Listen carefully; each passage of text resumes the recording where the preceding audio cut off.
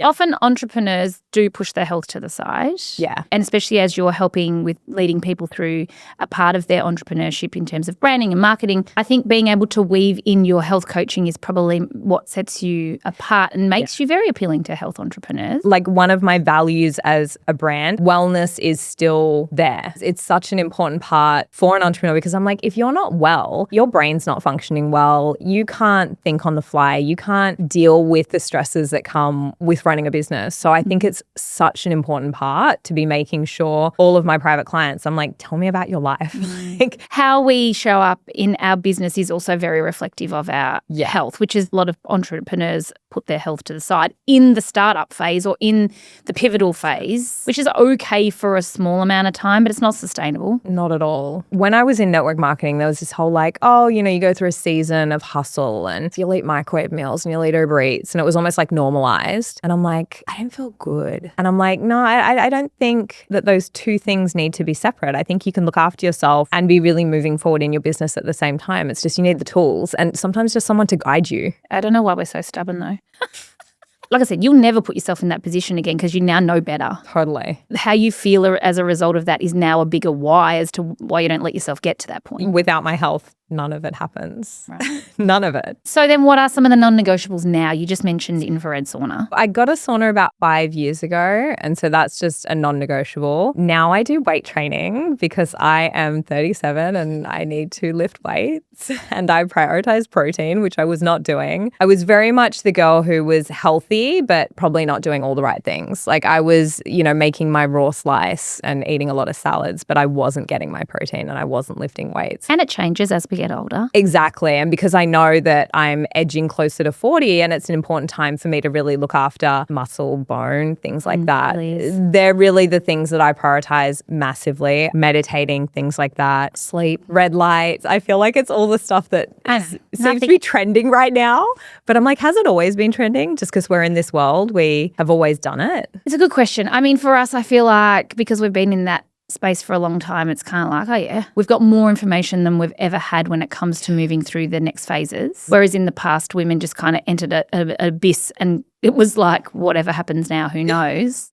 Well, we actually didn't have the information for women. We only had it for men up until recently. So we know this now. We know that women are different to men, surprisingly. Right, I know. Crazy, right? That's so weird. Now, you've got 2 girls and in terms of your stepchildren, girls as well? 4 girls. Oh, 4 girls. Okay, well. Yeah. So then how important is it to you then that they're seeing you do this? How important is the example? Yes, so important. I think like especially the ages they all are, like our eldest is 17 and in my mind I'm like there is so much around friends at school and social media that she is seeing that's not necessarily positive, you know, and it's like I want to just make sure that whatever I can do to be a good example to her of health and definitely even just not taking it too far with certain things because I don't know, I look at social media and what she's seeing and there's so many extremists. I'm just conscious that they're so easily influenced by health influencers and people with no credentials online.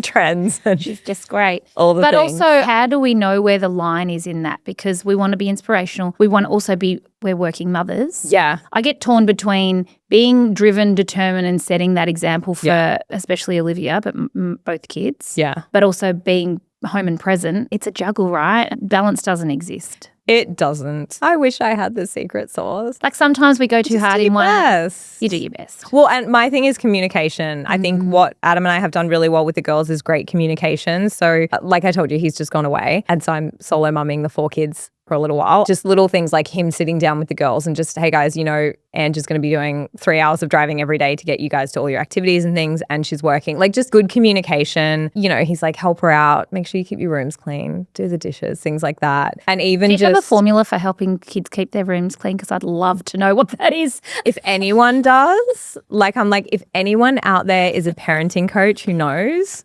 call us. I have tried everything when it comes to keeping Olivia's room clean. The only thing that actually now works is, I know with my kids, no pressure actually is the best. It's like flippant comments going, gosh, it would be so nice to walk past your room and see that it's clean. That will make me so happy. Doesn't work for me. That's the only thing that sometimes works. Yeah, so no. actually like horrendous in there. I'm like, how do you live? Like Did we do this? I had a Virgo mother, so no. She cleaned my room for me, so no. Yeah, well, mine was always clean for me as well, but I'm refusing to do that because it's not helpful. No, because we have a rule of we don't do for them what they can do for themselves. So I'm like, I'm not cleaning your room. You need to clean your room. Like I walk past and I'm like, I say to my husband, the rest of the house doesn't look like this. We're setting the best example we can. There's also an expectation, but it still doesn't matter. Maybe I'll just be like, if anyone knows, please help. Yeah, help both of us. We need it. We need. I know. So for the woman that is navigating all the things, all of them, the business, the children, the schedule, the taxi driving, the accounting, the marketing, do you have any advice? Just buckle up and good luck.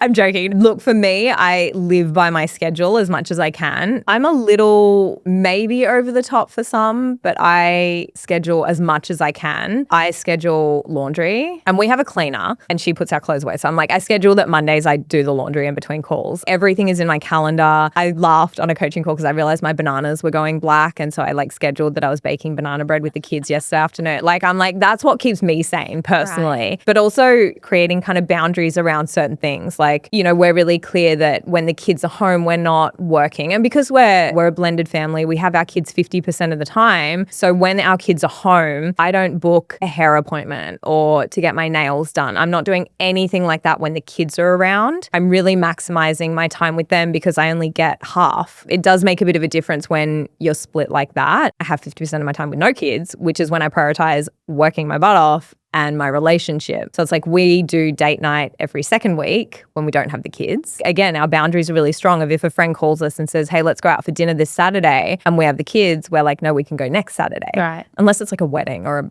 birthday party. Did you move your wedding? Because we don't have the children. So when you don't have your kids the whole time, you do have to be really intentional around where is my time going. And I think we've done a really solid job of just our time with our kids is with our kids. And then when they're not there, we work, we hustle and we love. And for the person that's listening that has been through a separation, any advice there? Now knowing what you know, you were public in talking about it being very conscious and that you had intentions of together. Yeah. I guess not everybody has the same. Yeah, and that's the experience. thing. I have a great ex-husband. We're still mates. I know that while Adam's away, if Hugh was here, if I was in trouble, I can call my ex and be like, I need help. He's a great co-parent. We're really on the same page. We're all about the kids and not everyone has that. So I feel like me giving advice on that right now is well, of course I can. And there would have been some hostility at some point. And how did you get past that? Communication, a lot of communication. And I think that actually is important. And there would be someone saying, oh, but I can't. I always feel like you can. Well, you just do what you can do. Right? You can only do what you can do. But also how you talk to somebody, how you articulate your energy, all of that actually determines how someone responds. When we've had rough times, it would be so easy that I could go and have a dig or have a tone or make a comment. It would have been easy. So you check yourself too. 100%. I always think to myself, I spent 15, 16 years with this person being the love of my life and I'm going to treat him with that level of respect. Just because we've decided that we're better as friends now, it doesn't take away the memories and the love that we did have. Again, people will go through things like infidelity and really awful things, which I can't speak into because I don't have the experience. But it's just because we've decided not to be married anymore doesn't mean I hate him or he's the devil incarnate. It just means we're going down different roads. I think remembering that even in the moments where he's really pushed me to my edge, and I push him as well. I've definitely annoyed the hell out of him. But in the moments when he has really just got me at my edge, I'm like, this is the man you have children with. There's love there. Treat him with the respect he deserves. And I think that helps.